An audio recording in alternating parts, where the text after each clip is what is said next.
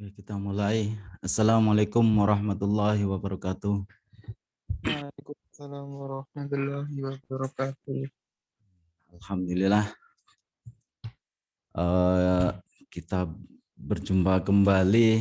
Apa kabar semuanya? Sudah lebih dari 1 bulan kita nggak ketemu.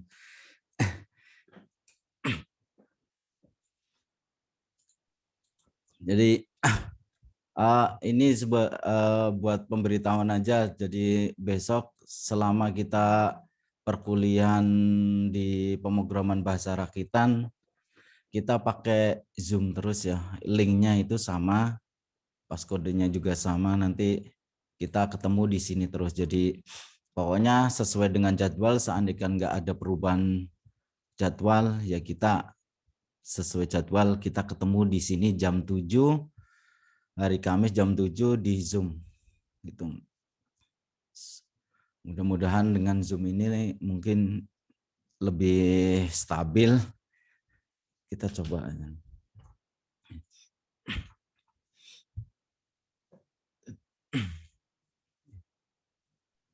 Oke. Untuk memulai dari perkuliahan ini, sebenarnya hari ini kita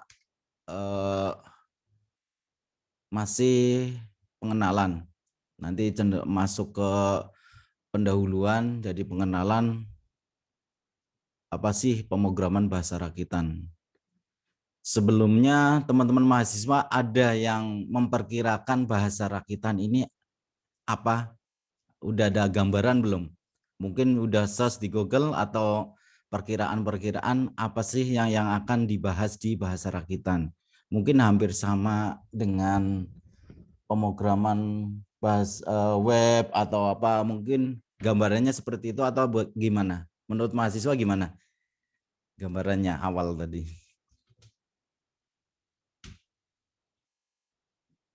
Ada yang bisa jawab? Apa Mas kira-kira? Jadi kalau belum ada gambaran, mungkin sekedar wacana saja. Jadi saya di sini nanti di hari pertama perkuliahan ini saya akan mengenalkan bahasa rakitan mungkin yang tidak diperkirakan oleh setiap mahasiswa. Jadi apa sih bahasa rakitan itu? Yang pasti bahasa rakitan itu seperti kalau dilihat dari strukturnya dan fungsinya itu sangat berdekatan dengan bahasa mesin. Kalau bahasa mesin itu dia itu yang taunya hanya format hexa, biner dan hexa. Atau kalau biner itu hanya taunya 01100011, cuma 0 dan 1 atau on dan off. Berarti seperti gerbang logika cuma 1 dan 0. Dan yang taunya itu kalau bahasa mesin. Jadi dia itu sangat berdekatan dengan, jadi bahasa rakitan ini sangat paling berdekatan dengan bahasa mesin. Jadi sekedar pengenalan saja. Di sini kalau melihat dari mata kuliah prasyarat, paling enggak mahasiswa sudah ngambil rangkaian listrik. Jadi rangkaian listrik ini, maaf sebelumnya ini slide-nya kelihatan kan? Kelihatan, Pak. Oke. Kelihatan. Oke, siap. Oke. Jadi prasyaratnya paling enggak mahasiswa itu ngambil dari rangkaian digital. Mungkin ini sudah diambil oleh mahasiswa semua kalau semester 6. Jadi yang kita ambil nanti kita familiar dengan sistem bilangan. Dan yang paling kita itu nanti berkecimpung pasti nanti bilangan biner dan hexa. Itu yang selalu kita bergelutnya di bilangan itu. Jadi istilahnya nanti ada bilangan hexa, ada bilangan biner, dan nanti masuk ke kode-kode ASCII atau BCD. Jadi kita membiasakan nanti istilahnya dengan bilangan-bilangan itu. Nah, paling enggak kalau kita berhubungan dengan bahasa rakitan, kita akan pasti akan berdekatan dengan bahasa mesin. Dengan bahasa mesin paling enggak kita harus masuk ke hardware-nya. Menusuk ke hardware. Jadi paling enggak prasyaratnya lainnya adalah organisasi dan arsitektur komputer. Mungkin kalau dipelajari organisasi arsitektur komputer, ya seperti itu. Kita membahas mengenai lebih kecenderung ke hardware-nya. Mungkin ada prosesor, ada memori, ada RAM, ada segala macam I/O, input output. Nah, semuanya itu sudah dipelajari di organisasi dan arsitektur komputer. Makanya rangkaian digital dan organisasi arsitektur komputer ini sangat mempengaruhi, dan itu adalah landasan untuk kita masuk ke bahasa rakitan. Kalau kita blank mengenai sistem bilangan, apalagi organisasi komputer, nanti kita kayaknya nggak bisa memprogram bahasa rakitan. Bisa dikatakan nggak bisa berjalan. Karena sistem bilangan dan arsitektur nanti di awal-awal pertemuan, di pertemuan 1 dan pertemuan 2, kita juga akan bahas sedikit mengelupas, ya cuma kulitnya aja, rangkaian digital dan organisasi arsitektur. Jadi kembali lagi kilas balik, jadi nanti sedikit mengulas mengenai organisasi dan arsitektur komputer. Oke, karena itu landasan, kalau tanpa tahu itu berarti nggak bisa memprogram selanjutnya. Oke.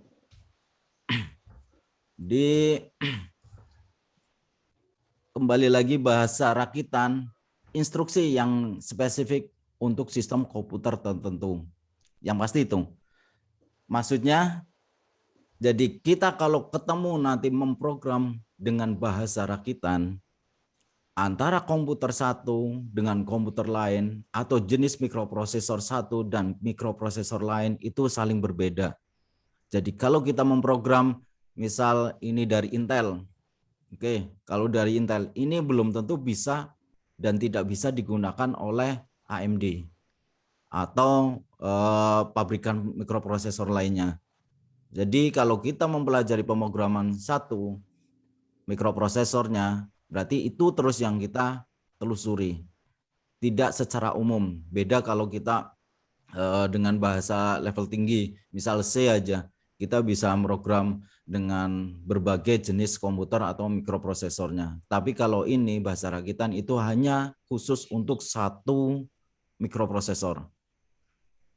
Oke, atau yang nanti ada yang untuk keluarganya. Keluarganya misal kalau dulu tahunnya Pentium, misal ada Pentium 4. Pentium 4 itu berarti dia itu kecepatannya berapa jenisnya ini. Nah, itu. Berarti satu keluarga, berarti satu yang bisa diprogram. Oke. Di selanjutnya, jadi nanti kita akan membahas mengenai di dalamnya, silabusnya ini nanti cakupan materinya adalah assembly language. Jadi kumpulan nanti kita belajar assembly language, paling enggak kita tahu sebenarnya bahasa rakitan itu apa, seperti apa. Ini pertemuan satu-satu, nanti kita akan mengulas setelah ini. Dan yang kedua adalah yang pasti kita tadi sudah saya terangkan bahwa yang kuat adalah harus arsitektur mikroprosesor. Itu yang paling kuat. Tanpa kita ketahui arsitektur, maka nol besar. Apalagi kalau nanti sudah merekayasa mengenai datanya. Itu harus yang dikuasai adalah organisasi memori. Nanti di sini kita akan berpikir bahwa seperti apa sebenarnya memori itu. Bukan sekedar saya menyimpan angka 10 terserah mau diletakkan di mana. Itu bukan seperti itu. Jadi di sini di bahasa rakitan kita harus tahu bahwa nilai 10 ini akan ditampung di mana, alamatnya di mana, memori pojokan atau memori tempatnya di mana persisnya. Kita harus tahu alamatnya, tata letaknya, dan nilainya nanti cara mengambilnya itu harus langsung atau tidak langsung. Nah, itu repotnya di bahasa rakitan. Jadi kita tidak serta-merta kita menyimpan, habis itu diambil, itu enggak. Itu banyak persyaratan yang nanti harus dipenuhi.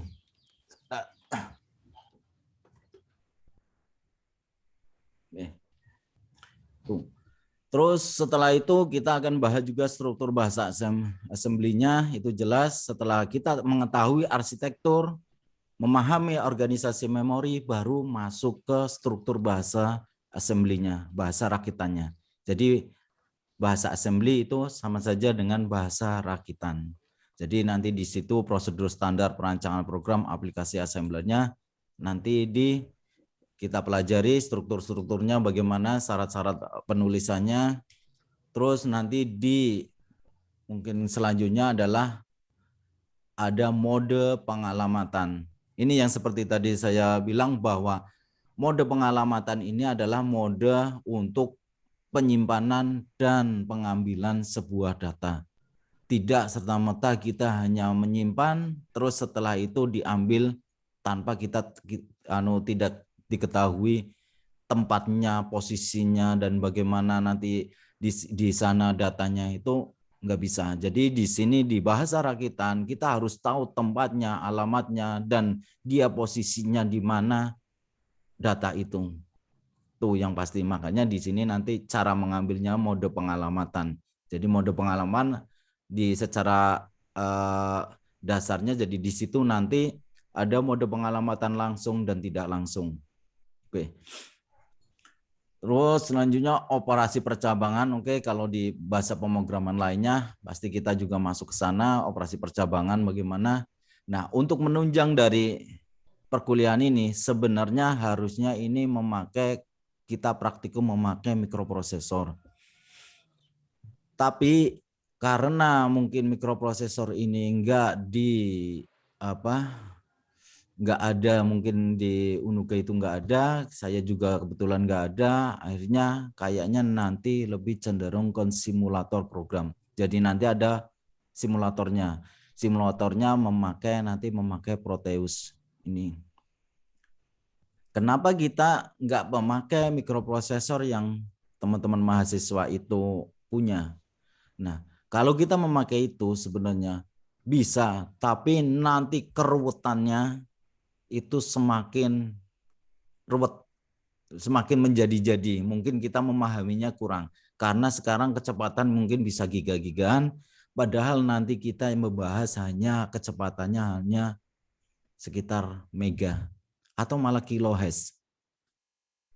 Kalau kita sudah nanti mempelajari ini bahasa rakitan, bagaimana kekaguman kita mengenai kecepatan clock itu. Hanya kita urusannya dengan 12 kHz atau 12 MHz, itu dengan kecepatan seperti itu, kita untuk menelusurinya atau mempelajarinya itu juga sudah bikin pusing. Apalagi nanti dengan kecepatan giga-giga seperti sekarang.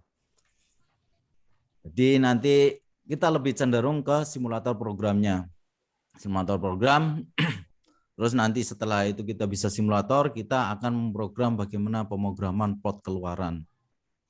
Bagaimana mengendalikannya, mengontrolnya, seperti nanti LED misal, atau keyboard, kalau keluaran berarti nanti monitor, mungkin LCD, dan sebagainya. Itu gambaran yang akan dipelajari, terus nanti kita akan pemrograman port masukan. Port masukan kan bisa keyboard, bisa push button, atau mouse, atau segala macam. Nanti di pemrograman plot masukan.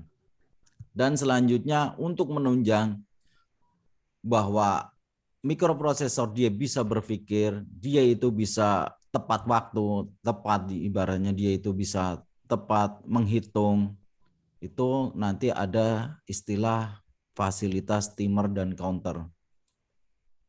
Timer ini istilahnya dia itu sebuah variabel yang pasti, dan kalau counter sebuah variabel yang tidak pasti. Nanti ketemu di sana. Terus nanti port serial. Nah, port serial inilah yang mendasari dari semua komunikasi antara satu device dengan device lainnya. Dan kita nanti pelajari bagaimana sebuah komunikasi itu menggunakan port serial. Ada juga dengan pot paralel, tapi itu sudah nggak ada mungkin, dan yang sering dipakai adalah pot serial karena dia itu hanya memerlukan 2 jalur.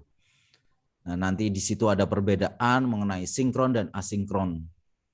Nah, dan nanti bahas mengenai kecepatan juga. Dan kecepatan di sini itu tidaklah kecepatan mengenai seperti internet itu 100 megabit per second. Nah, ini cuma nanti kecepatannya hanya berapa? Cuma 1 kilobit per second atau lebih bawah lagi. Itu. Nah, terus selanjutnya adalah yang terpenting adalah interupsi. Karena kalau dengan menggunakan interupsi berarti posisi seandainya gambarannya itu interupsi adalah dia program sedang berjalan seperti ini. Dia berjalan terus di tengah-tengah ada interupsi. Berarti yang namanya interupsi kan memperhentikan dari perjalanan sementara. Berarti dia dihentikan untuk melayani dari instruksi atau perintah-perintah yang ada di dalam interupsi. Ini yang nanti kita pelajari di semester ini, di semester jadi bahasa pemrograman rakitan.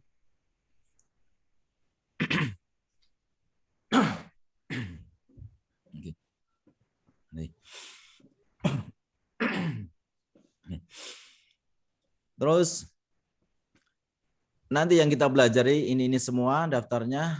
Tadi slide-nya sudah saya share di chat ya. Monggo di-download. Nanti mungkin bisa buka-buka sambil mendengarkan ini. Siapa tahu ada pertanyaan. Kalau seandainya nanti ada pertanyaan sambil jalan saya interupsi saja. Atau langsung aja tanya, jangan nunggu saya selesai baru tanya. Nanti takutnya sudah kelewat jauh. Jadi nanti malah bingung. Kalau interupsi saja nggak apa-apa. Jadi nanti kalau ada pertanyaan kurang mengerti, tolong diulang, nggak apa-apa. Ngomong aja seperti itu. Oke. Jadi nanti di alur perkuliahan kita akan menuju ke materi dan teorinya. Itu pasti jelas. Jadi pertemuan 1 sampai 3 kita akan mempelajari mengenai arsitektur dan organisasi memori. Itu yang pasti. Karena itu adalah dasarnya.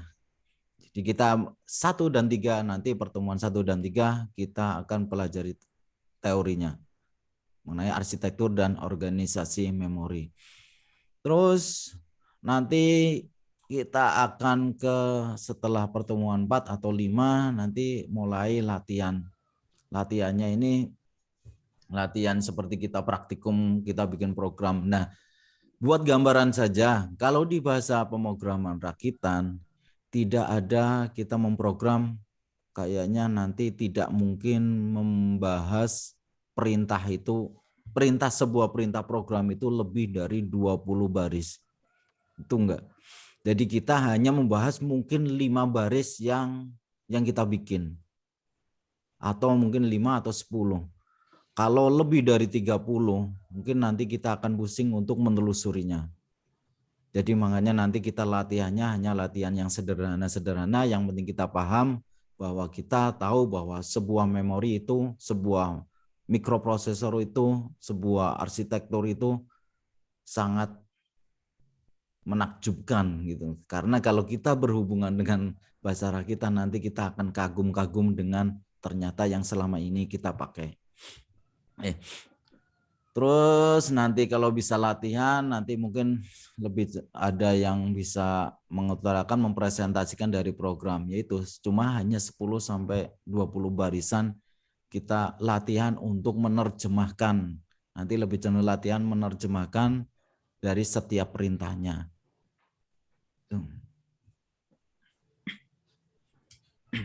Jadi aturan kelasnya nanti yang pasti adalah perangkatnya.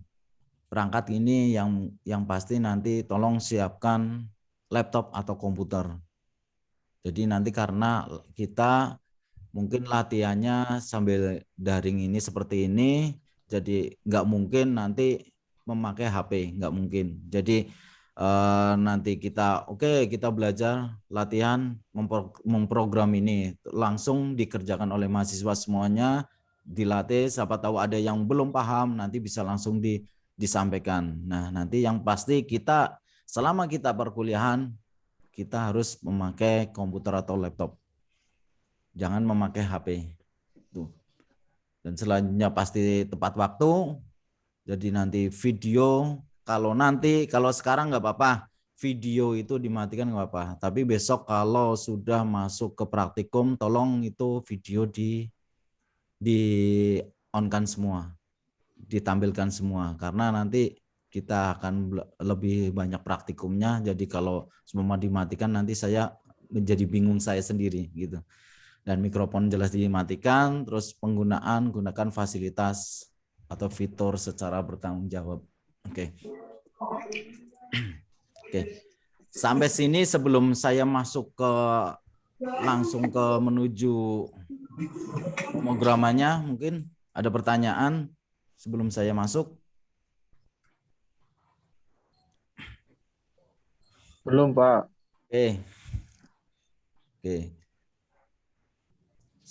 Oke, kita lanjutkan materi mengenai pengenalan dari bahasa assembly language. Ini bahasa assembly language, seperti tadi saya bilang depan bahwa bahasa assembly ini dia itu sangat berdekatan dengan bahasa mesin. Ini bahasa mesin. Jadi kalau gambarannya di sini, kalau di program ini, kalau di poster ini, kalau bahasa assembly itu seperti ini ya. Dia itu tertulis seperti ya sebenarnya sudah hampir menurut zaman dulu ini sudah manusiawi. Seperti ada reset LDA, STA 0S002. Nah, ini kan rata-rata dia itu memakai bilangan-bilangan seperti bilangan heksa. Nah, ini seperti ini. Menurut dulu itu sudah manusiawi. Karena kita sudah terbiasa dengan bahasa tingkat tinggi, mungkin ini belum manusiawi.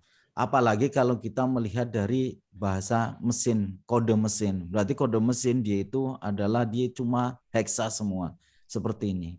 Cuma 00, 60, 6 gini, atau ini misal di sini alamat memorinya itu di sini, ini kan alamat memori, terus dia itu cuma heksa semua.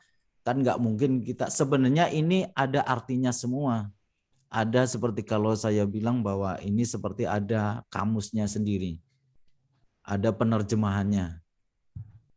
Nah, tapi kan untuk kita mungkin kurang mengerti mengenai apa sih maksudnya ini. Gambaran saja bahwa saya menggambarkan bahwa ada high level language dan low level language. Di sini kan ada garis yang mungkin yang membedakan antara bahasa pemrograman level tinggi dan bahasa pemrograman level rendah. Kalau level tinggi berarti mesti kita ketemu C, bahasa C, Pascal, Fortran, dan visual lainnya. Nah, gitu bahasa tingkat tinggi. Yang mungkin selama ini kita pelajari di teknik informatika. Nah, kok di semester 6 ini kita masuk ke level rendah. Berarti assembly language ini masuk ke dalam bahasa level rendah. Dia yang paling dekat adalah bahasa mesinnya. Bahasa mesin berarti seperti tadi cuma 00 heksa semua. Kalau assembly language itu sudah ada istilahnya mau mengcopy, misal tinggal tulis move apa-apa. Nah, itu kan sudah ada bahasa Inggrisnya. Agak lebih manusiawi. Tapi kalau kita langsung masuk ke bahasa mesinnya itu tidak manusiawi lagi karena cuma heksa semua. Apalagi setelah masuk ke bahasa mesin, dia langsung masuk ke hardware. Jadi hardware itu kan cuma dia taunya adalah cuma 10 kalau dia hardware-nya adalah digital. Cuma 10, 10, 10. Bagaimana kita menerjemahkannya? Nah, itu. Nah, jadi bahasa level bawah, bahasa level rendah itu bahasa assembly yang disebut bahasa level bawah karena dalam struktur dan fungsi sangat dekat dengan bahasa mesin. Karena paling dekat ya. Ini paling dekat, dia paling mendekat. Tuh. Tapi bahasa level atas, bahasa tingkat tinggi seperti Java mempunyai perintah yang diterjemahkan dalam berbagai instruksi mesin oleh compiler. Jadi kalau kita masuk ke bahasa level tinggi, misal C aja, C di sini. Berarti di sini dia itu ada penerjemahnya, sampai di sini ada penerjemahkan lagi, sampai masuk ke hardware. Jadi dia diterjemahkan. Namanya itu compiler. Nah, tapi kalau dari assembly language mulai diterjemahkan ke masuk ke mesin language, dia itu namanya assembler.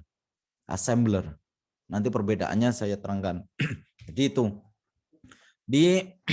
Kalau kita masuk bahasa rakitan, yang pasti saya kembali lagi adalah untuk mengokohkan bahwa yang harus kita pelajari adalah arsitektur, organisasi, dan register. Register ini istilahnya dia memori sementara untuk bisa diolah-olah, untuk mengaktifkan sebuah fasilitasnya. Ini, yang pasti ini kalau tanpa ini kita kuasai itu nol nanti. Jadi kalau apa sih bahasa rakitan itu? Bahasa rakitan merupakan kumpulan instruksi yang spesifik untuk sistem komputer tertentu. Seperti depan bahwa kalau kita memprogram dari Intel, nggak bisa dipakai untuk AMD atau seterusnya, pabrikan lainnya. Dengan koresponden satu-satu antara perintah penyataan bahasa komputer. Yang pasti itu tidak bisa digunakan oleh satu secara umum. Ini buat gambaran mengenai apa sih compiler itu atau yang menerjemahkan sebuah kode. Jadi masuk kalau kita menggunakan bahasa level tinggi. Jadi kalau di sini digambarkan di si compiler yang mulai. Nah, di sini garis. Nah, si compiler ada kita menulis dengan bahasa C. Biasanya belakangnya filenya itu CPP. CPP terus dia itu compiler atau diterjemahkan menjadi C atau C. Nah, C itu langsung nanti baru masuk ke hardware-nya di sini. Gitu. Tapi kalau kita menulis dengan bahasa assembler, assembly language, ini misal assembly language itu di belakangnya itu misal ini adalah nama, sebentar. Ini ada nama, terus titik nanti yang pasti ASM. ASM itu assembly. Jadi ASM itu istilahnya assembly dan nanti yang menerjemahkan itu adalah assembler. Jadi jangan salah, assembly itu bahasa rakitannya, assembler adalah assembler itu penerjemahnya. Yang mengkonversi dari bahasa assembly ke bahasa mesin. Itu bedanya itu. Jadi kalau kita lihat dari grafik ini bahwa bahasa assembly nanti diterjemahkan di assembler, nanti dia masuk akan kita dapatkan objek dan LST file-filenya, baru nanti objek ini dan list ini akan masuk ke hardware-nya atau Intel Hex. Nanti yang biasanya dimasukkan ke mikroprosesor, dia itu yang dimasukkan ke mikroprosesor itu adalah file hexa atau file binner. Bin di bawahnya pokoknya titik nama hack, titik hack atau nama titik bin. Itu yang nanti dimasukkan ke dalam mikroprosesornya. Jadi dalam menyimpan program ini jangan menggambarkan bahwa nanti disimpan di hard disk. Itu enggak. Nanti tersimpan di memori bentuk fisik yang keras atau seperti ROM atau seperti di RAM.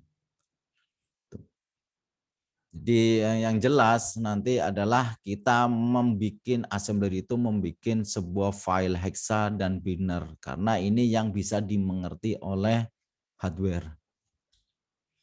Sebagai gambaran saja bahwa assembler seperti tadi bahwa assembler itu kan penerjemahnya. Nah, ini sebagai perbedaan aja bahwa ini adalah assembly language. Seperti ini. Move yaitu misal kita akan menyimpan misal ada move A to B. Berarti pindahkan data dari B ke A. Misal seperti itu. Nah, ini kan masih bisa kita terjemahkan. Berarti move berarti pindahkan dari B ke A atau add tambahkan A dengan B. Misal seperti itu. Berarti kan masih agak manusiawi. Tapi nanti assembly language ini sebenarnya kalau kita masuk ke bahasa mesin kita sudah seperti ini. Mungkin ini yang paling nggak dimengerti oleh manusia, yaitu cuma 10 10 10 dan 10 terus gitu. Ini yang susah untuk dimengerti. Dan untuk menerjemahkan dari bahasa assembly ke bahasa mesin ini itu pakai assembler. Gitu. Jadi kalau secara ini artinya assembly itu sebagai program yang mengkonversi atau menerjemahkan kode program yang tertulis dalam bahasa rakitan ke dalam bahasa mesin yang dapat dieksekusi nantinya oleh komputer. Gitu.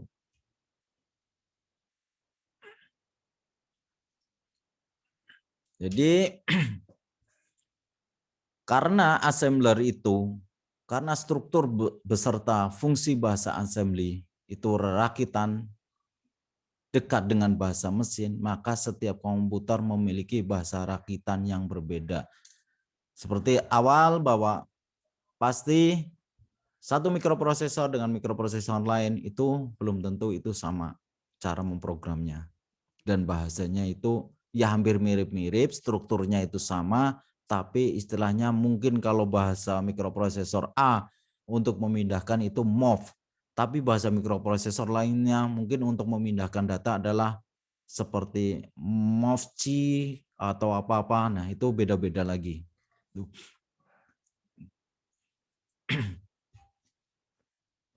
Ini buat gambaran lagi, kita buat biar lebih memahami bahwa ini perbedaannya. High level language itu adalah untuk menerjemahkannya adalah ke compiler. Namanya compiler, dari bahasa assembly ke bahasa mesinnya ke komputernya itu namanya assembler.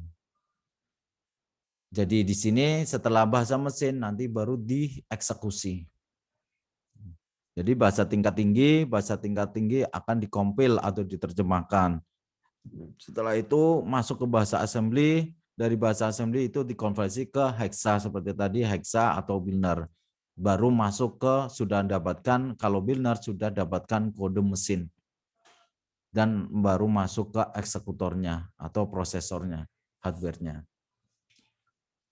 Secara perbedaannya itu ada istilahnya interpreter, compiler, dan assembler di sini. Untuk translator dia itu untuk level tinggi, mungkin seperti Java itu lebih tinggi lagi, pokoknya yang lebih tinggi lagi seperti apa yang sekarang itu, lupa saya, nanti tak cari.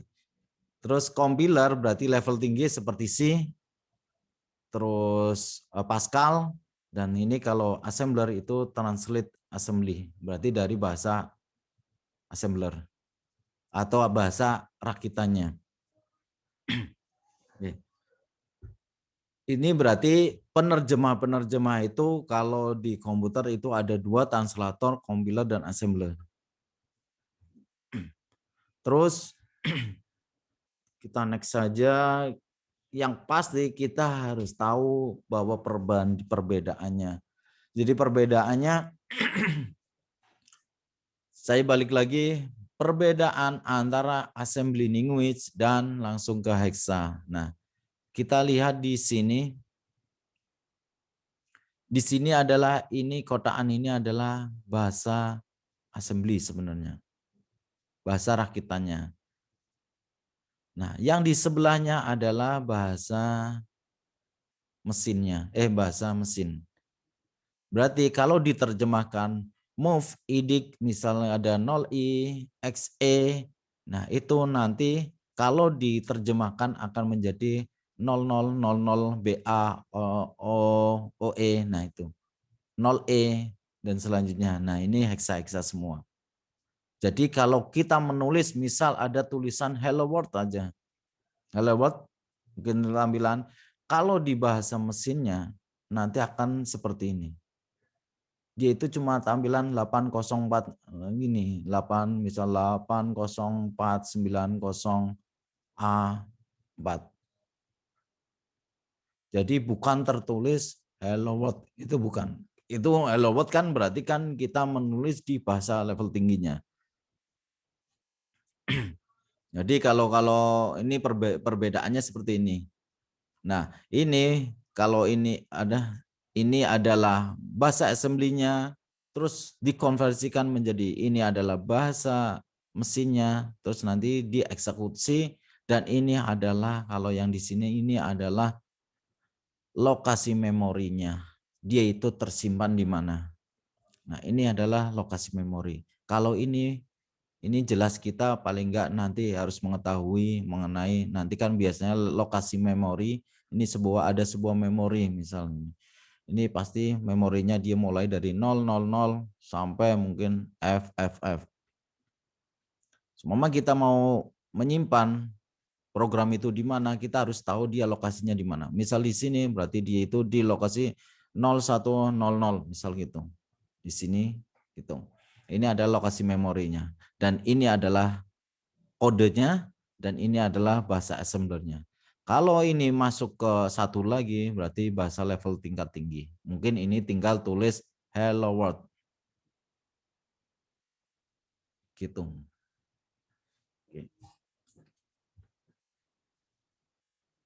Cukup rumit kalau kita sebenarnya makanya ini rumitnya itu kalau kita memahami memori dan arsitekturnya ini mungkin insya Allah nanti enggak rumit. Tapi makanya ini yang kita bahas adalah cukup sedikit nanti materinya. Yang penting kita paham bukan dalam arti kita mempelajari banyak tapi enggak paham sama sekali. Jadi nanti yang kita bahas adalah yang pemrograman yang sederhana saja. Tuh.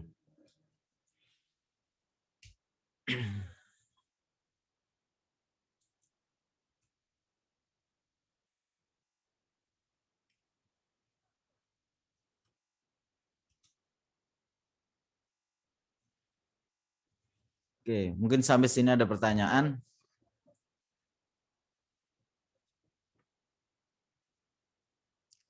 Sebentar saya keluar dulu.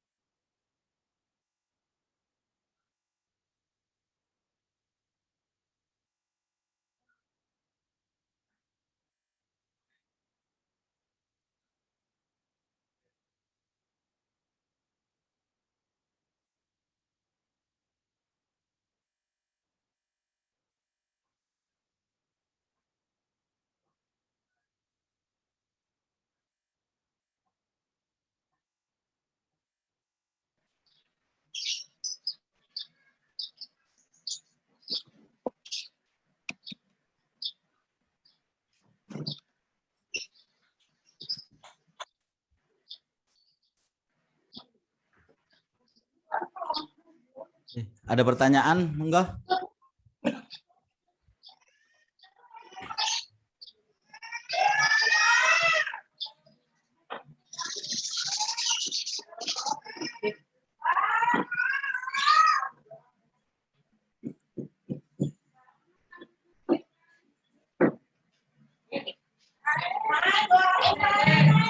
Ini tolong Mbak Ida Nurlaili ini di mute dulu.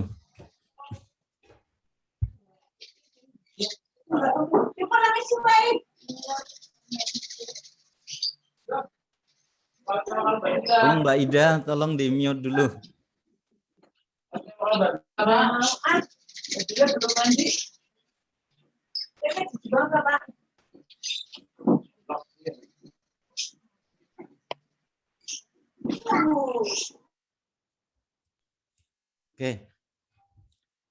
Oke, kita lanjut ya. Kalau belum ada pertanyaan, kayaknya masih bingung. Jadi, kenapa sih kita mempelajari bahasa rakitan? Jadi kita bisa menggambarkan mungkin di background ini, sebenarnya ini kan sebuah mesin kontrol, mesin ruangan kendali. Dia itu karena bahasa assembly itu adalah lebih dekat dengan hardware, makanya bahasa assembly itu akan mudah untuk mengendalikan dari yang dikendalikan. Jadi tujuannya adalah paling enggak ini adalah bisa memanipulasi perangkat keras. Itu jelas. Kalau kita nanti menggunakan bahasa level tinggi, kayaknya yang bisa digunakan adalah kalau di komputer itu hanya USB, port serial, mungkin COM9, kalau enggak ya COM25, itu yang bisa dikendalikan. Tapi kalau kita dengan bahasa level tinggi, itu akan lebih banyak port yang bisa direkayasa, dimanipulasi. Jadi bahasa assembly ini digunakan untuk sangat dekat untuk memanipulasi perangkat keras secara langsung. Dan itu juga fungsinya untuk pengendalian. Jadi bahasa assembly ini memberikan kendali penuh atas sumber daya sistem. Kita bisa mengendalikan, apalagi di dalamnya itu nanti di penyimpanannya. Kodenya untuk memasukkan nilai atau bahasa pemrogramannya itu menuliskan di alamat memori secara langsung. Jadi nanti penyimpanannya itu filenya itu cukup kecil. Tidak ada bahasa assembly mungkin yang lebih dari 1 mega, itu enggak ada. Itu saja kalau seumpama bahasa mesin ini kita menulis besar filenya itu sekitar 128 kilobyte, ini sudah memakan baris sekitar 3.000 baris. 3.000 baris, kita harus menerjemahkan dari 3.000 baris. Makanya paling banter itu kayaknya cuma 1 kilobyte. Kecil. Paling enggak karena kecil dan kita langsung masuk ke dalam hardware-nya, jelas itu nanti di performanya. Agar responnya itu lebih cepat. Karena lebih cepat, lebih performanya itu lebih tinggi, dan algoritmanya juga nanti akan sebenarnya lebih rumit lagi. Karena bahasanya nanti akan lebih detail. Tuh. Ini alasannya kenapa kita mempelajari bahasa assembly. Sebenarnya kalau saya melihat ini harusnya itu masuk ke dalam mata kuliah awal-awal, mungkin semester 2 atau 3. Karena untuk dasar kalau kita sudah menguasai, paling enggak tahu mengenai bahasa assembly, kita akan masuk ke bahasa tingkat tinggi misal C atau visual itu akan lebih lebih bisa ibaratnya manajemen programnya itu akan lebih tertata dengan rapi. Tuh. Tapi di sini ini kita sudah semester 6, ini juga ya termasuk belum telat juga, nanti kita coba untuk mempelajarinya, siapa tahu kita bisa memperbaiki dari seandainya kita menelusuri dari bahasa pemrograman level tinggi. Oke. Karena bahasa rakitan ini itu dekat langsung dengan prosesor, saya yang selalu tak ulang-ulang, yang pasti ulang-ulang adalah kita harus menguasai arsitektur. Nggak bosan-bosannya saya ini mengingatkan, dan yang kedua adalah organisasi memorinya, memori itu jelas, terus registernya. Ini yang harus dikuasai. Makanya di pertemuan pertama ini kita akan masuk ke segi arsitektur mikroprosesor. Tapi ini nanti kita akan masuk membahas kulitnya saja, mengenai bentuk-bentuknya, tempat-tempatnya aja, atau jenis-jenisnya. Tidak secara detail itu mouse keyboard itu apa, itu enggak. Ini cuma kilas balik saja kalau teman-teman mahasiswa sudah mengambil dari arsitektur komputer. Semoga saja nanti sinkron. Jadi nanti arsitektur komputer jelas nanti konsep struktur pengoperasian dasar dari suatu sistem komputer. Kita mempelajari itu konsep struktur pengoperasian secara dasarnya. Intinya itu sebuah komputer itu intinya dalemannya apa aja. Contoh nanti kita ada arsitektur komputer von Neumann, ada terus diperbaiki oleh Harvard, terus ada jenis CIS dan RISC. Secara mendasar arsitektur komputer ini ada yang pasti kita lihat adalah ada memori. Di sini jelas ada memori. Itu jelas ada memori, control unit, ini adalah mungkin prosesornya, masuk ke prosesornya, terus unit ke aritmetika, arithmetic unit, logic, ini unit untuk coret-coret atau unit untuk aritmatika. Untuk menelusuri misal 1 tambah 1, misal berapa, terus ini adalah misal nanti move, dia memindahkan ke logika ini, nah itu. Terutama di jenis akumulator. Kalau menurut saya ini seringnya saya memakai ini di itu seperti papan coret-coret.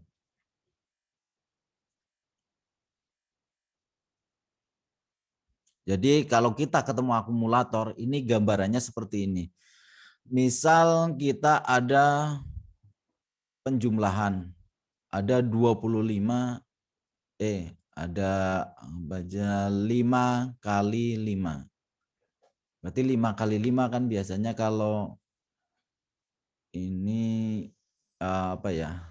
Udah oke. 10 kali 10 aja. Berarti kalau kita di sekolah dasar kan biasanya dijumlahkan 10 10. Berarti 0 berarti dikalikannya 0, terus ini akan 0 akan menjadikan dikali ini akan jadi 0 juga. Oke. Nah, ini nanti ini akan tersimpan di memori, dimasukkan ke akumulator dulu. Ini juga 1 dengan 0 akan ketemu 0. Ini 1 kali 1 akan jadi 1. Jadi akhirnya ini nanti dimasukkan ke akumulator lagi. Akhirnya akumulator tambah akumulator tambah akumulator nanti akan menjadi 100. Itu. Jadi papan coret-coret atau papan untuk ini semua proses-proses ini. Langkah-langkah ini. Langkah-langkah semuanya nanti akan kita tulis-tulis di akumulator. Atau kalau istilahnya itu seperti papan tulis untuk kita coret-coret. Yang pasti arsitektur komputer ini selain dari memori, control unit, itu ada juga input dan output. Ini input, mungkin ini tidak hanya sekedar keyboard atau mouse, itu bukan cuma sekedar itu, tapi ini juga bisa nanti dimasukkan dengan sensor, sensor apapun sensor, terus nanti push button, switch, dan sebagainya. Oke. Kalau dari segi output itu juga nanti bisa diaplikasikan ke monitor, misal monitor atau LCD atau sebagaimana atau LED dan sebagainya sebagai outputnya. Tuh. Jadi kalau arsitektur komputer, implementasi perencanaan dari masing-masing bagian akan lebih difokuskan terutama mengenai bagaimana CPU akan bekerja dan mengenai cara mengaksesnya data dan alamat memori seperti cache memori dan RAM-ROM sebagainya. Oke. Ini adalah dasarnya atau syaratnya bahwa ini adalah komputer, memori, control unit, dan input outputnya, I/O-nya. Kita masuk lebih detail lagi bahwa dulu sejarahnya itu yang menciptakan arsitekturnya yang awal-awal adalah John von Neumann itu di tahun 1903 sampai 57. Dia arsitekturnya dia itu seperti ini gambar bahwa ada memori data dan sebenarnya ada memori itu fungsinya adalah untuk menyimpan memori data dan memori kode. Memori data itu adalah memori yang kita coret-coret, yang kita nanti manipulasi. Dan memori kode nanti dia itu adalah programnya. Kalau kita menulis dengan bahasa assembly itu namanya memori disimpan di memori kode. Nah, di sini ada memori kode dan memori data itu terhubung jadi satu dan nanti dia itu diproses oleh CPU dan langsung masuk ke hasilnya dari I/O device. Ini arsitektur dari John von Neumann. Jadi arsitektur ini digunakan oleh hampir semua komputer saat ini. Ini awalnya ini seperti ini. Yang jelas di dalam arsitektur ini dia itu ada ALU, Arithmetic Logic Unit, ini ada di sini di dalamnya. Terus control unit ini juga ada di dalamnya. Terus ada memori dan ada input output.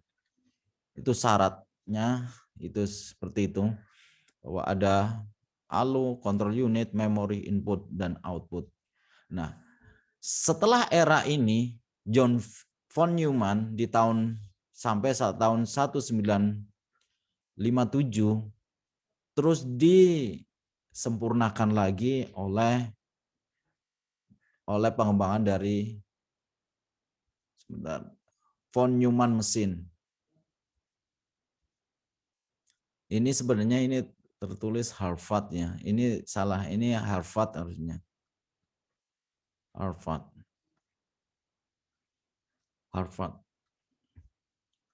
Ini sebenarnya di Harvard mesin. Ini yang ini tulisannya ini. Harvard mesin. Dikembangkan atau disempurnakan oleh Harvard. Apa sih perbedaannya dengan von Neumann? Nah, perbedaannya adalah dia itu dipisah antara memori program seperti tadi memori program berarti ini untuk menyimpan programnya dan memori untuk papan coretnya itu dipisah. Perbedaannya di situ. Kalau Harvard von Neumann mesin dia itu memori dan program itu dijadikan satu seperti ini. Ini memori, program dan data itu dijadikan satu, langsung masuk ke CPU baru masuk ke I/O-nya. I/O. Perbedaannya di situ lebih sempurna lagi karena atau lebih dia itu bisa cepat karena dipisah antara memori programnya dan memori datanya. Secara gambarannya ini seperti ini perbedaannya. Kalau von Neumann mesin itu terhubung jadi satu, kalau Harvard mesin dia itu terpisah antara program memori dan data memori.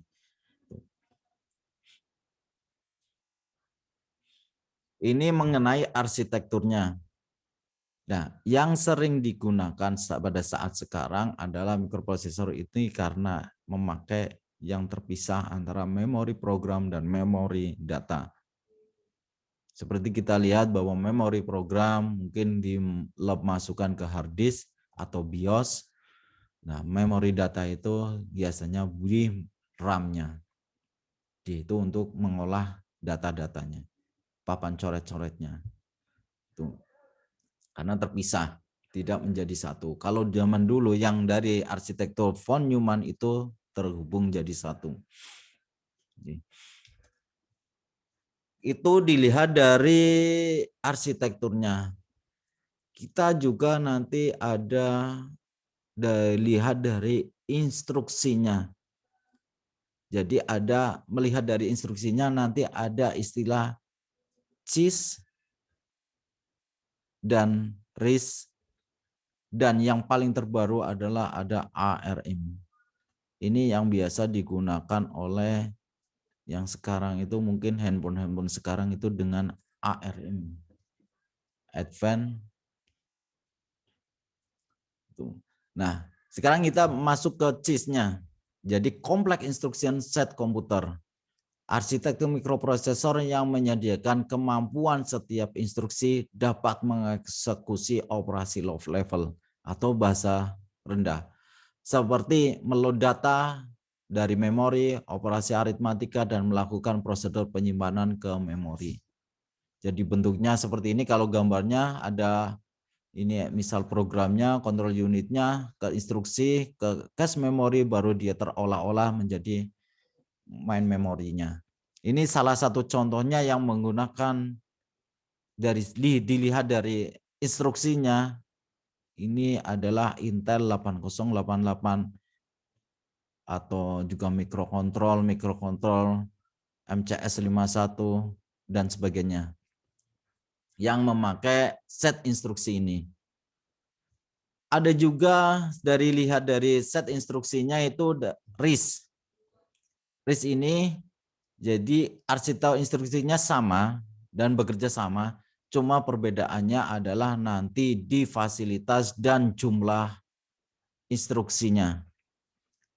Nanti saya tampilkan tabelnya. Jadi yang memakai dengan RISC ini seperti di PIC, AMD, Atmel dari jenis AVR dan ARM, karena ARM ini kan kepanjangan dari Advanced Reduced Instruksi. Jadi dia itu kepanjangan pokoknya opsional dari RISC ini. Jadi kalau ini ditambah ARM. Gitu. Jadi yang mendasari bahwa ARM itu adalah RISC. Kalau perbedaannya ada di sini, lihat. Jadi perbedaannya kalau di RISC dia itu hardware control unit, instruksi set, dia itu masuk ke memori langsung menjadi ini adalah pad-nya. Tata letak dan cache-nya itu sudah dengan seperti ini, dia itu seperti dengan tidak melalui instruksi-instruksi yang berkelanjutan. Jadi dia bisa langsung mengakses langsung secara singkatnya. Tapi kalau ini semua ada sesuatu, dia itu akan menuju ini, akan melewati ini, akan melewati ini, akan melewati ini. Jadi akhirnya dia itu akan lebih lama. Sebenarnya perbedaannya ini ada antara RISC dan CIS itu dilihat dari penekanan pada perangkat kerasnya. Kalau CIS dia mempunyai fasilitas yang sedikit. Maksudnya fasilitas sedikit itu di dalamnya itu tidak ada osilatornya, di dalamnya mungkin tidak ada ADC-nya, mungkin analog to digital converter atau DAC-nya itu enggak ada, fasilitasnya itu sedikit, hanya mungkin cuma ada timer, counter, serial, dan interupsi. Nah, tapi kalau RISC dia itu lebih fasilitasnya penekanan pada perangkat keras lunaknya. Jadi fasilitasnya ini, kalau RIS ini fasilitasnya itu akan lebih banyak.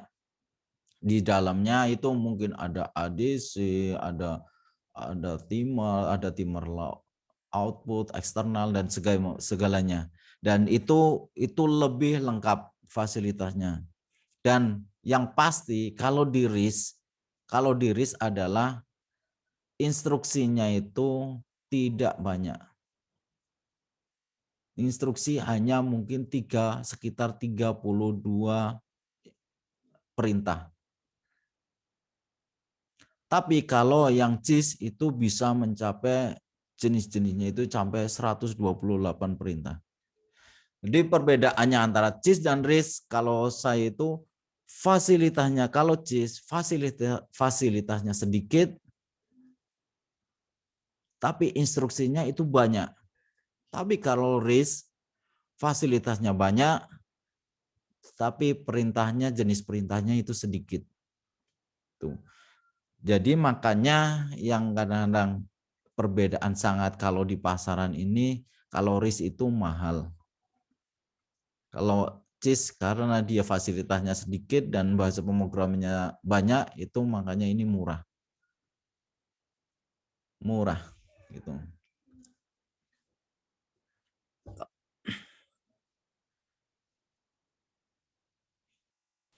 Jadi kalau lihat ini di sini ukuran kode kecil, kecepatan rendah. Kalau JIS, kalau RIS ukurannya kode besar, kecepatan relatif tinggi. Misal kodenya itu besar.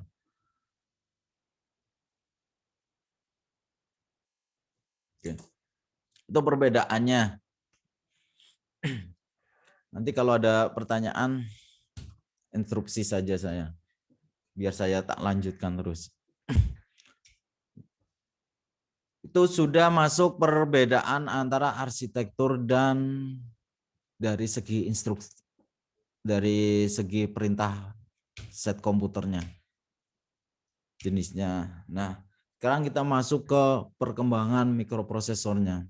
Karena kita akan memilih mana sih yang baik untuk yang kita agar di mata kuliah ini lebih cocok. Jadi karena kita memilih, paling nggak kita harus tahu perkembangan atau sejarahnya dari mikroprosesor. Paling nggak sejarahnya kita memutuskan mana yang cocok buat kita praktikum di mata kuliah ini, dan paling nggak yang jelas itu ada di pasaran di Indonesia, karena belum tentu semua ini mikroprosesor ini ada di Indonesia. Tuh. Oke. Jadi kalau secara lihat dari sejarahnya, tahun 1971 pertama kali mikroprosesor dalam IC dipasarkan, yaitu Intel 4004 menggunakan teknologi 4 bit. 4 bit. Bukan byte-nya, bit. Jadi 4 bit ini kalau dibandingkan dengan sekarang, teknologi sekarang ini adalah, misal ini ada 2008 udah masuk i7, mungkin sekarang itu 64 bit. Itu wow sekali. Oke. Terus paling enggak kita lihat dari sejarahnya, yang pasti adalah mulai terbentuk mikrokontrol itu di tahun 1976, mulai di MCS 48 atau Intel 8085. Nah, inilah pertama kali di mikrokontrol. Jadi nanti saya perbedaan antara mikrokontrol dan mikroprosesor. Sebenarnya itu sama, perbedaannya nanti di tata letaknya. Nah, selanjutnya perangkat canggih, kemampuan meningkat. Oke. Yang jelas adalah di sini yang pasti adalah pertama kali mikrokontrol ada sudah tercipta. Nah, nanti kita mau memakai yang mana sih yang cocok? Mungkin kalau dengan kita menggunakan 64 bit, berarti misal saya gambarkan saja yang namanya bit. Sebentar. Oke. Kita bisa tahu maksudnya bit itu bisa perbedaan bit atau byte. Jadi kalau kita berhubungan dengan bit, berarti misal ini gambarannya seperti ini, bahwa ini sebuah memorinya. Kalau kita masuk ini adalah 8 bit. Berarti 8 bit, berarti ini adalah ada sebuah 8 kotaan. 8 laci, 1, 2. Oke. Ada 0, 1, 2, 3, 4, 5, 6, 7. Nah, ini adalah 8 bit karena ada dalam satu bitnya itu satu alamat. Ini misal alamatnya adalah 0000. Dalam satu alamat itu ada 8 kotaan. Berarti kalau 8 kotaan ini, berarti kalau dibinerkan itu adalah 0, 1, 2, 3, 4, 5. Ini kalau dibinerkan ada 0, 0, 0, 0, 0, 1, 1 sampai seterusnya itu ada kemungkinan sekitar, misal ini ada kemungkinan sekitar 256 kemungkinan. Berarti kalau lebih 16 kemungkinan itu berarti kalau 2256 kemungkinan berarti ini sudah bisa mengolah yang namanya suara. Itu sudah bisa mengolah. Lah apalagi kalau lebih dari 16 atau sekarang itu sampai 64 bit. Berarti dia itu bisa mengolah segitu banyaknya dari yang akan diolah, dimanipulasi. Nah, ini kalau dengan melihat seperti ini berarti kalau kita berpikir bahwa 256 untuk diolah ini sudah mungkin mumet, apalagi nanti kalau kita mempelajari sekitar yang 64 bit. Itu akan lebih terkapar lagi nanti. Akan lebih sulit lagi dan lebih susah untuk dimengerti. Makanya saya mengambil yang lebih tengah-tengahnya adalah yang 8 bit. Lihat yang 8 bit itu nanti yang mana saja. Itu. Karena kalau yang 4 bit ini sekarang sudah tidak ada di pasaran. Jadi itu alasannya kenapa kita memilih yang sederhana saja agar kita lebih mudah memahaminya. Oke. Jadi kalau lihat di sini mulai 8 bit kita ada ini mulai dari 8 bit ini seperti ini. Dan ini ada lagi segini di peak 8. Nah, ini arsitekturnya ini. Tapi kalau kita menggunakan misalnya Zilog ini, kalau kampus mungkin nggak ada, kalau sekarang itu juga susah mencarinya, itu juga susah. Kalau MCS 45, 48 juga susah. Yang familiar di Indonesia adalah yang Intel 8051. Yang masih 8 bit, dia itu 8 bit, nah di Indonesia masih ada yang jual. Itu alasannya, jadi kemungkinan kita akan menggunakan yang Intel 8051. Gitu. Kalau melihat ini sebenarnya ada mikroprosesor, ada mikrokontrol. Apa sih perbedaannya? Kok ada mikrokontrol atau mikroprosesor padahal dari awal sudah bahas mengenai mikroprosesor. Kok ada mikrokontrol? Perbedaannya itu sebenarnya ini atas adalah mikroprosesor. Yang atas ini mikroprosesor. Seperti lihat dari arsitektur bahwa di arsitektur mikroprosesor itu pasti ada memori, yaitu ada RAM atau ROM. RAM sebagai memori data, ROM sebagai memori programnya, ada I/O-nya, itu pasti. Terus ini ada fasilitasnya, interupsi dan timer, dan COM serialnya. Itu sudah ada. Nah, di mikroprosesor, mikrokontrol juga ada CPU-nya, ada RAM dan ROM-nya. Dan timer itu sama saja, ada semua fasilitas. Cuma bedanya itu kalau di mikroprosesor dia itu terpacking menjadi seperti di mainboard.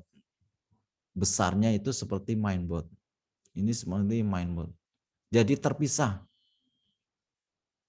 Nah, Tapi kalau di mikrokontrol, dia itu sudah masuk ke dalam satu chip. Di dalamnya sudah ada RAM, ROM, I/O, timer, interupsi, dan lainnya. Tuh. Berarti kalau kita sudah terbiasa melihat CPU, berarti RAM, ROM-nya ini ada seperti di CPU. Kalau CPU desktop.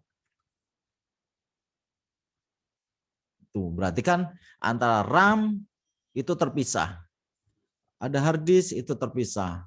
I/O mungkin itu sudah masuk, tapi juga kalau dilihat dari itu dilihat dari bentuknya dari mainboardnya itu juga terpisah.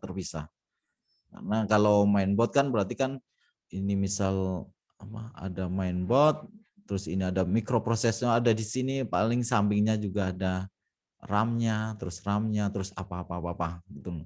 Nah, mikroprosesor itu seperti itu, sistem mikroprosesor.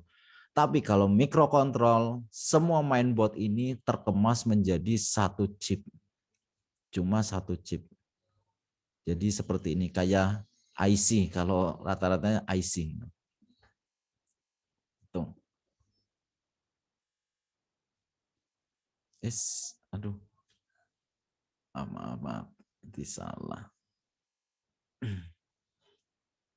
Mikro. Oke, sudah paham mengenai perbedaannya atau masih bingung dari sini? Kalau ada pertanyaan, kalau sobat tahu masih bingung, perbedaan antara mikroprosesor dan mikrokontrolnya.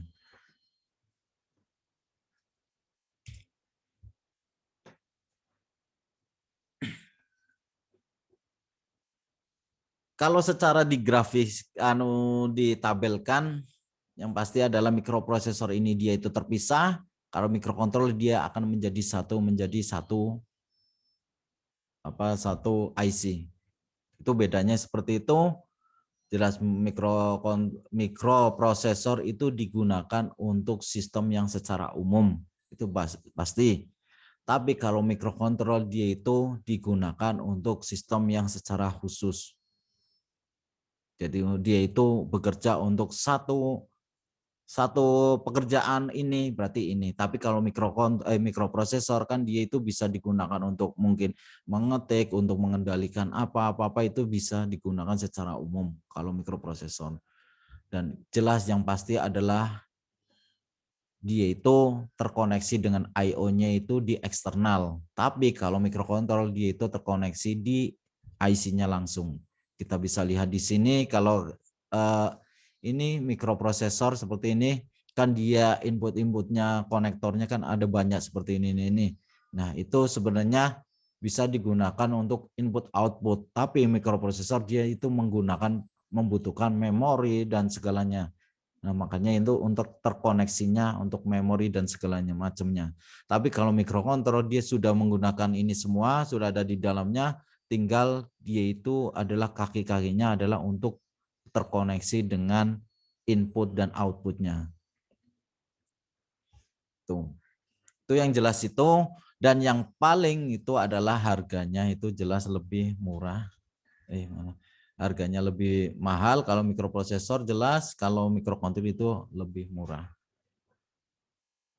Kalau penggunaannya jelas seperti kalau mikroprosesor adalah di personal komputer, dia bisa digunakan secara umum, tapi kalau mikrokontrol bisa digunakan seperti di peralatan rumah tangga atau peralatan elektronik, misal mesin cuci atau apapun yang dia itu secara otomatis, atau kalau di peralatan MP3 player atau VCD player dan segalanya. Apalagi kalau zaman sekarang itu banyak sekali penerapan dari mikrokontrol. Tuh.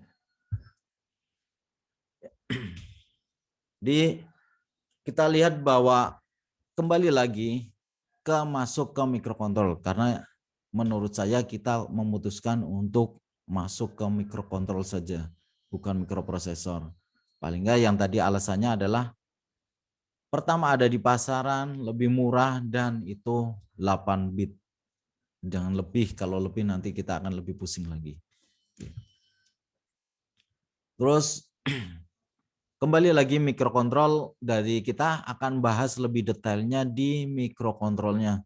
Di mikrokontrol ini yang pasti adalah ada RAM, ada sebagai unit CPU-nya, ada memori program, memori data, itu tergabung jadi satu chip.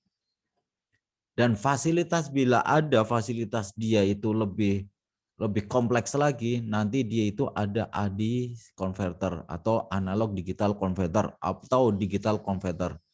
Digital to analog converter. Itu. Di sini jadi mikrokontrol adalah sebuah single chip yang di dalamnya sudah berisi CPU, RAM, ROM, I/O, dan timer counter, dan ada program sederhana. Kenapa program sederhana? Yang pasti mikrokontrol itu seperti CPU, mikroprosesor. Tidak ada program yang ditanamkan di dalamnya, maka CPU itu seperti barang mati, tidak bisa bekerja apa-apa. Di mikrokontrol juga seperti itu. Kalau tidak ada program di dalamnya, berarti mikrokontrol itu tidak bakalan bisa bekerja. Dia bekerja sesuai dengan instruksi atau program yang dimasukkan di dalamnya.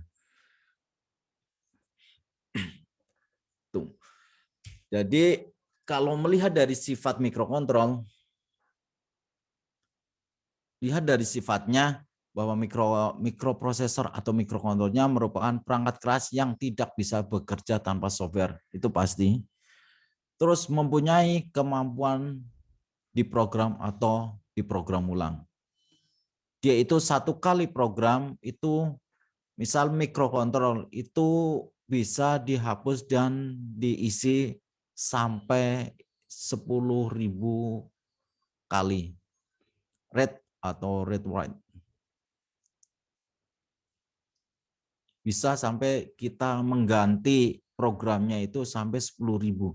Mengganti, dihapus, terus diisi lagi, dihapus lagi, diisi lagi, hapus lagi. Itu bisa. Jadi tidak cuma satu kali tanam, setelah itu tidak bisa lagi diisi lagi, itu enggak. Jadi kita bisa isi, terus setelah itu kita anggap saja namanya format atau dihapus, setelah itu diisi lagi. Nah itu bisa hapus tulis sampai bisa lebih dari 10.000. Jadi mikrokontrol ini yang paling fokus adalah, yang paling utama dia itu diimplementasikan atau diterapkan di sistem kendali. Misal untuk kendali motor, pengatur pengapian, oke, bisa masuk ke sana. Terus gerakan pada robot, mungkin kalau penerapannya di robot, pengaturan besaran suhu, tekanan, kelembapan lampu lalu lintas, atau bangcuan gitu. Terus kamera pengintai, peralatan elektronik dan rumah tangga dan sebagainya. Nah, itu khusus kalau mikrokontrol diterapkan. Kelebihannya di situ karena dia itu embedded system atau sistem yang tertanam, bahwa mikrokontrol bentuknya kecil, berarti dia itu bisa diprogram dan dia bisa lebih tahan dengan lingkungan-lingkungan yang lebih ekstrim. Beda dengan mikroprosesor, masa CPU mau untuk mengontrol misal mesin cuci, nanti kan istilahnya nggak tepat, karena itu tempatnya besar, mikroprosesornya besar, mainboardnya besar untuk diterapkan untuk hanya mengendalikan itu. Makanya kurang tepat, karena tepatnya adalah dengan menggunakan mikrokontrol. Tapi ini juga ada masalah kalau kita menggunakan mikrokontrol. Yang pasti adalah jenisnya banyak nama juga, dan banyak yang tidak kompatibel. Itu. Kalau kita lihat di sini, ini saling sama-sama, ini mikrokontrol jenis-jenisnya. Nah, satu dengan lainnya itu enggak ada yang kompatibel. Kita memprogram ini misalnya, memprogram yang 8051 dari Intel, kita mau di program ini, itu enggak bisa. Enggak bisa. Apalagi untuk program yang Arduino atau ARM, itu enggak bisa. Jadi kalau kita mempelajari satu, berarti cuma ini aja. Berarti nanti programnya untuk khusus untuk mikrokontrol ini. Atau untuk Arduino aja, ini nggak bisa digunakan untuk AVR atau lainnya. Itu masalahnya.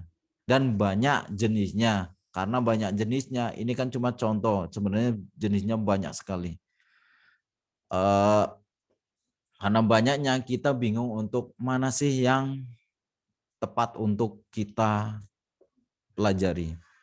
Yang pasti pertimbangan adalah yaitu lebih mudah untuk pelajari, keduanya murah, ketiganya itu ada di pasaran. Kita mau pelajari sesuatu yang enggak ada di pasaran, nanti hanya kita cuma simulasi saja, cuma mengerti saja, tidak bisa diaplikasi sesungguhnya di lingkungan kita atau dunia nyata. Itu kan sama saja bohong. Jadi kita pertimbangan itu paling enggak di pasaran ada, lebih murah, terus ada. Dan kerusakan program menyebabkan sistem macet. Itu mungkin enggak terlalu kita pikirkan, abaikan saja. Yang jelas tergantung pada software, itu jelas pasti lebih sensitif terhadap the raw. Ini juga abaikan saja, kita enggak terlalu detail segitu.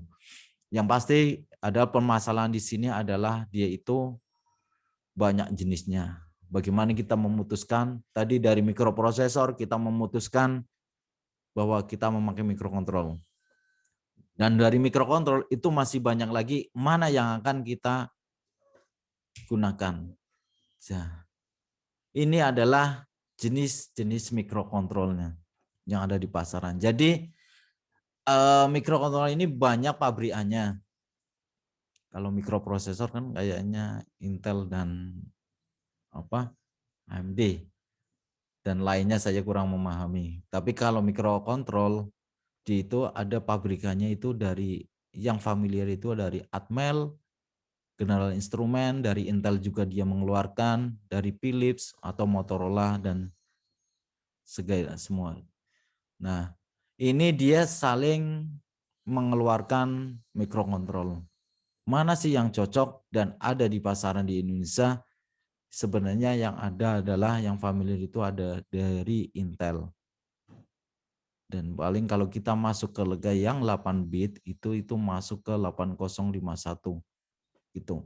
Kalau kita masuk ke Intel ini juga Atmel ini juga dia membuat seperti arsitekturnya dari Intel seperti 8051.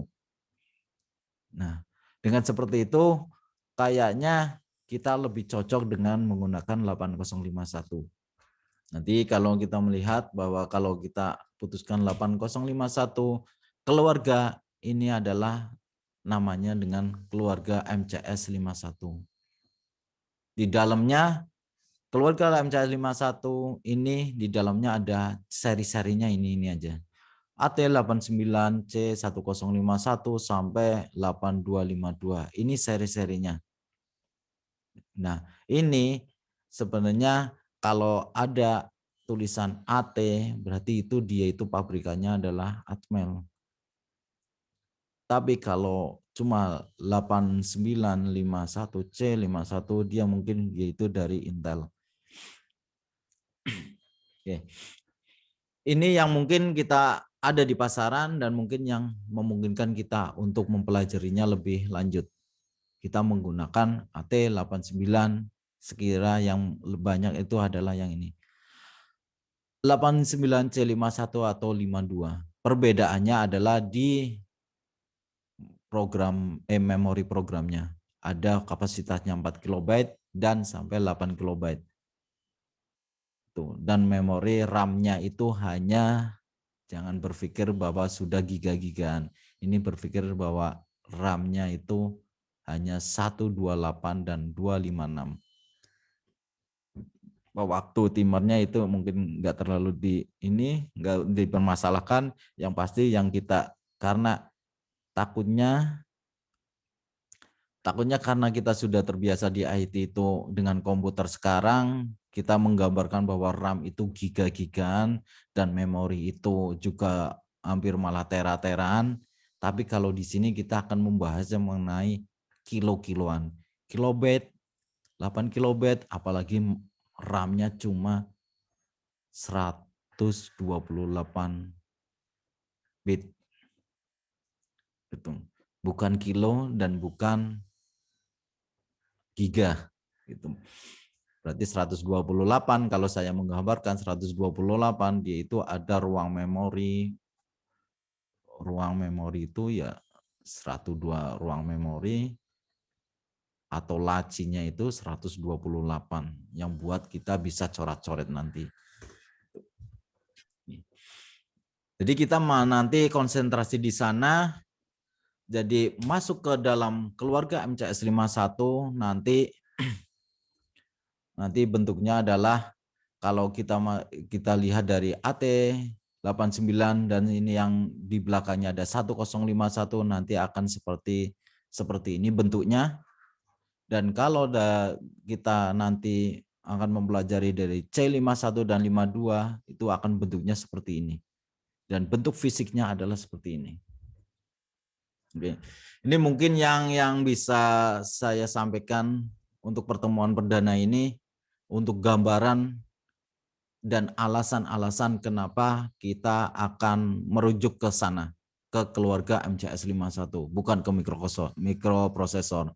Seandainya kita menggunakan mikroprosesor benar dengan yang 8 bit, pasti itu biayanya akan lebih mahal dan itu praktikumnya dan di Unuga itu enggak ada dan sudah jarang sekali sekarang yang punya. Makanya yang ada di pasaran sekarang yang masih adalah cuma ini kesempatannya untuk bisa kita pelajari.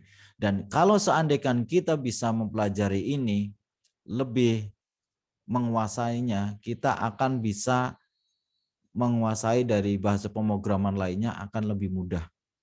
Ya paling nggak step-stepnya kita akan gambaran logikanya, dalam logika algoritmanya nanti bisa lebih luas. Jadi lebih mudah untuk memahami bahasa lainnya. Gitu. Mungkin sampai sini ada pertanyaan sebelum saya tutup. Materinya belum di-share, Pak. Apa di-share di mana? Saya share di chat ini. Tadi chat. Di chatting ini ada saya tak kirimnya.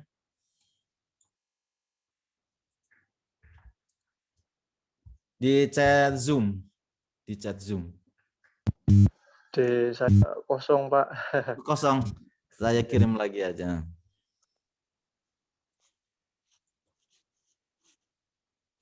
Kalau ada pertanyaan sambil saya ngirim.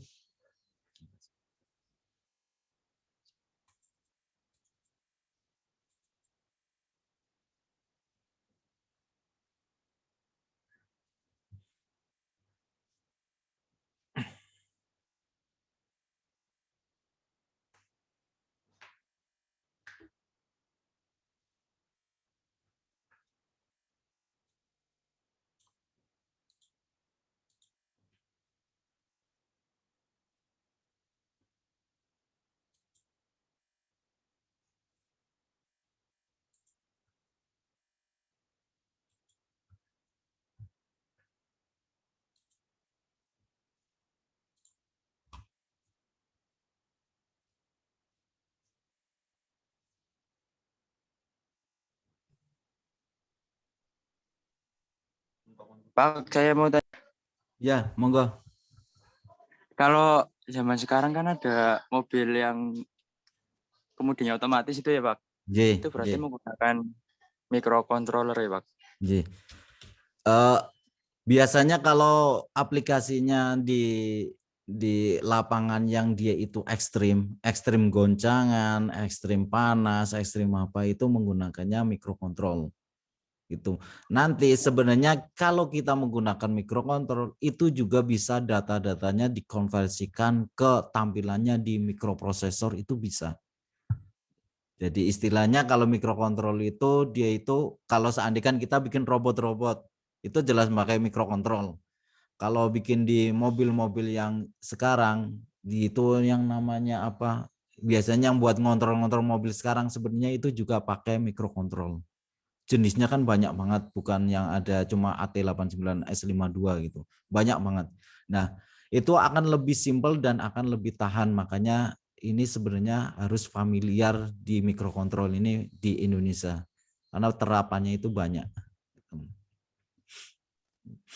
Siap, Pak. Makasih, Pak. Oke. Ini materinya sudah saya kirim, bisa download nggak semuanya? Proses download, Pak. Oke, sudah kelihatan.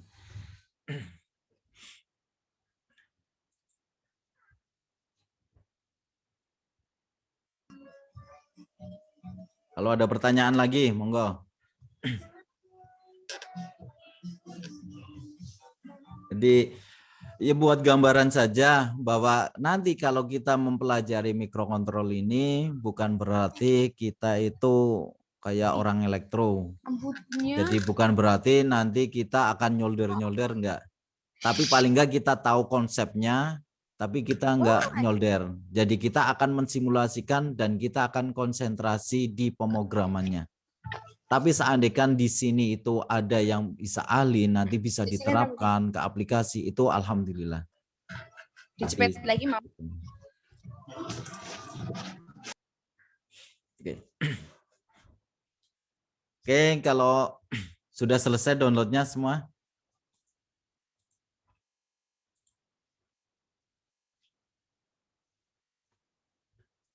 Ya, sebentar.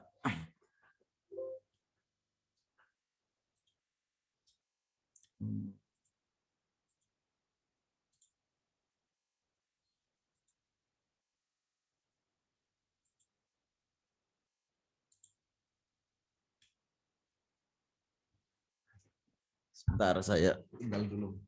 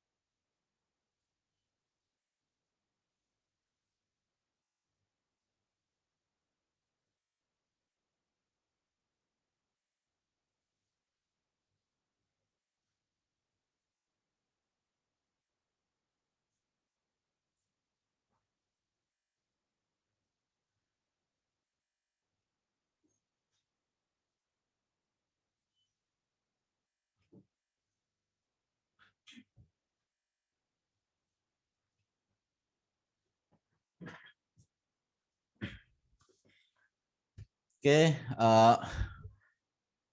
mungkin pertemuan perdana ini sampai segini.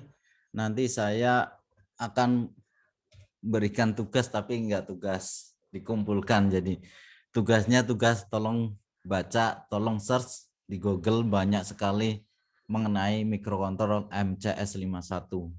Coba pelajari di sana, paling enggak teman-teman mahasiswa bisa tahu gambarannya apa sih MCS51 dan bagaimana dalemannya atau memprogramnya.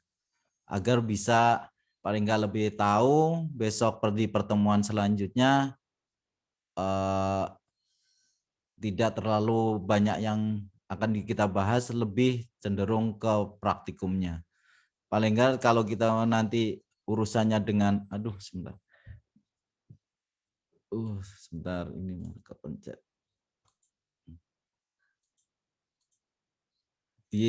Jadi nanti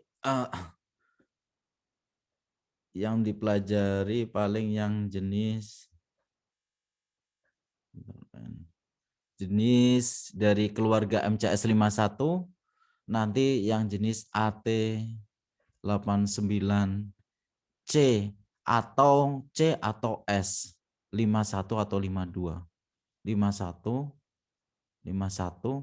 atau yang jenis 52 atau 52. Kita AT 89S52 bisa. Itu sekitar itu yang kita pelajari. Dan ini yang akan kita simulasikan nanti. Seandainya memungkinkan, nanti kita juga ada praktikumnya juga. Tidak hanya simulasi. Insya Allah kalau nanti memungkinkan, kita praktikum juga. Agar bisa lebih memahaminya. Seandainya teman-teman mahasiswa bisa memprogram ini, dia itu nanti bisa diaplikasikan di lingkungan-lingkungan sekitar mahasiswa semua. Bisa membuat sesuatu yang mungkin lebih bermanfaat atau alat-alat seperti apa nanti bisa diaplikasikan di sana. Oke. Sebelum saya tutup ada pertanyaan. Oh iya, nanti kalau nanti kan setelah ini saya ada kuliah rekayasa perangkat keras ya. Ini nanti kalau yang ngambil ini yang ada di sini, tolong nanti ketemu kita di jam perangkat keras ya, perangkat keras. Ini sebenarnya membahasnya juga hampir sama, seperti bahasa pemrograman rakitan ini. Jadi nanti kita ketemu kalau yang ngambil rekayasa perangkat keras di Zoom ini di jam 09.30 ya. 30. Tolong yang ada yang ngambil, saya soalnya nggak ada kontaknya atau ada yang perwakilan untuk bisa hubungi saya. Tuh. Oke. Ada pertanyaan? Monggo. Kalau nggak ada, saya akhiri pertemuan perdana ini di bahasa pemrograman rakitan. Wassalamualaikum warahmatullahi wabarakatuh. Waalaikumsalam warahmatullahi wabarakatuh. Al-Fatihah. Oh ya, kalau ada yang memerlukan nanti rekaman dari mata perkuliahan ini nanti bisa hubungi saya. Biasanya saya langsung upload di Google Drive. Di situ siapa tahu mau mengakses lagi buat mengulang. Oke, saya izin keluar dulu. Oke, Pak.